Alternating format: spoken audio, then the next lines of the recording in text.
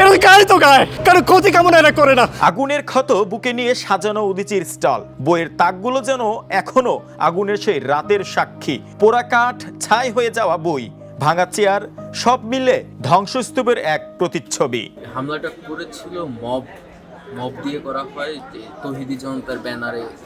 আমরা দেখলাম মৌলবাদী শক্তি তাদের আখের গোছানো বা বলতে গেলে তাদের যে মতাদর্শ, যেটা সমাজের জন্য না, আসলে ওই জিনিসটা চাপায়ে দেওয়ার একটা প্রেক্ষাপট হচ্ছে উদীচীর উপরে হামলা। এটা কোনো দুর্ঘটনার দৃশ্য না, এটা যেন স্মরণ করিয়ে দেয় সংস্কৃতি আর মুক্ত চিন্তার উপর হামলার সেই দগদগে ইতিহাস।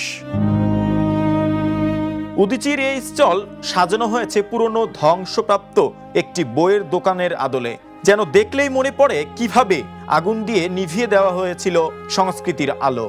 5ই আগস্টের পরে 2024 সালে তারপরে হচ্ছে বিভিন্ন মব ধারা বাংলাদেশের শিল্প ও সংস্কৃতিতে বারবার আঘাত হানা হয়েছে, এবং তারই একটি উল্লেখযোগ্য ঘটনা হচ্ছে যে ছায়া নোট ভেঙে দেওয়া এবং উদীচীতে আগুন দেওয়া। তো উদীচীতে আগুন দেওয়ার ফলে যেটা আসলে তারা বার্তা দিতে চেয়েছে যে বাংলাদেশের শিল্প এবং সংস্কৃতিকে তারা আসলে ধারণ করতে পারেনি। তবুও আগুন সবকিছু শেষ করে দিতে পারেনি, কারণ সংস্কৃতির পথ থেমে থাকে না। ছায়ের ভেতর থেকেও নতুন করে উঠে দাঁড়ায় প্রতিবাদের কণ্ঠ, এমনটি বলছেন স্টলে থাকা উদীচী কর্মীরা। এই থিমটার মূল কারণটাই হচ্ছে যে এটা একটা প্রতীকী প্রতিবাদ, যে সবকিছু আসলে পুড়িয়ে ফেলতে চাইলেও আসলে সেখান থেকেও ফিরে আসা যায়।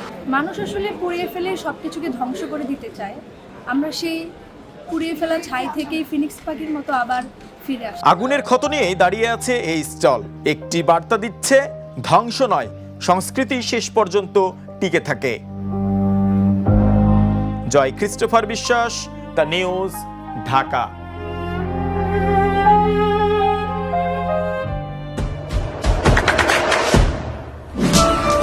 দেশে দেশে সবার সাথে দ্য নিউজ।